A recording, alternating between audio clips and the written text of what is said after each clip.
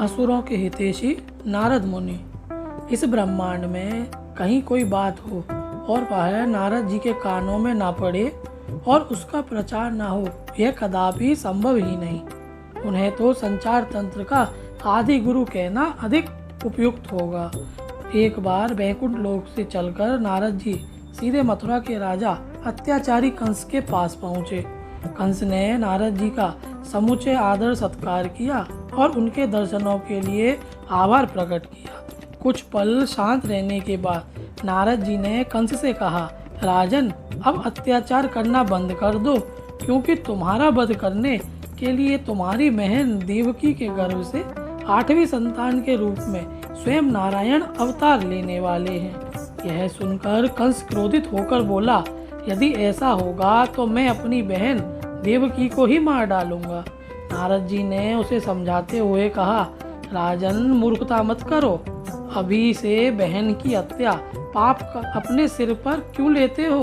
व्यर्थ में लोक निंदा के पात्र बनने से क्या हो लाभ है? जब 8वां बालक होगा तब उसका चुपके से वध कर देना। सभी बालकों को मारने से तुम्हें पाप लगेगा। कंस ने उत्तर दिया, ठीक है देवर्षि, आप जैसा कहते हैं मैं वैसा ही करूँगा। लेकिन उसी समय कंस के मन में नारद जी ने शंका और डाल दी।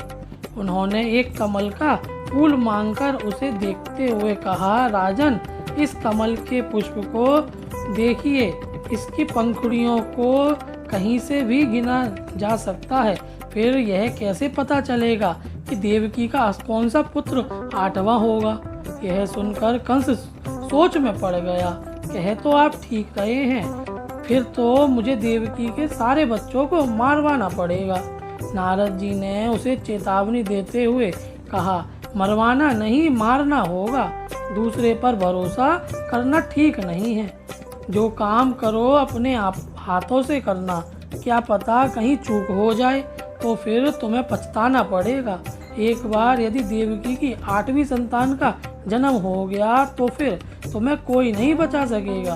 कंस बोला, आप ठीक कहते हैं। हे देवर्षि, आप मेरे हितैषी हैं। मेरे ही क्या, आप सब समस्त असुरों के ही हितैषी हैं। तभी तो हम सभी आपको इतना मान करते हैं। नारायण नारायण, ठीक कहते हो राजन। नारद तो सबका भला चाहता है। लोक कल्याण ही मेरा लक्ष्य है और समय रहते सबको सचेत करना मेरा धर्म है। कहते हुए नारद जी वहां से चले गए।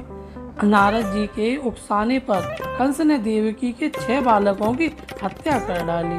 उसके पापों का घड़ा भरता गया। धीरे धीरे श्री कृष्ण और बलराम जी अपनी किशोरी अवस्था में पहुँचे और जब कंस के अत्याचार बहुत बढ़ गए तब श्री कृष्ण ने अत्याचारी कंस को सिंहासन से खींचकर मार डाला। फिर आकाश से पुष्प वर्षा होने लगी और वाद्य यंत्र बज उठते ही नारद जी ने भी वीणा पर स्वरों को छेड़ते हुए अपने आराध्य देव श्री नारायण की स्तुति गाना शुरू कर दिया। तो बोलो नारायण भगवान की जय। राधे राधे।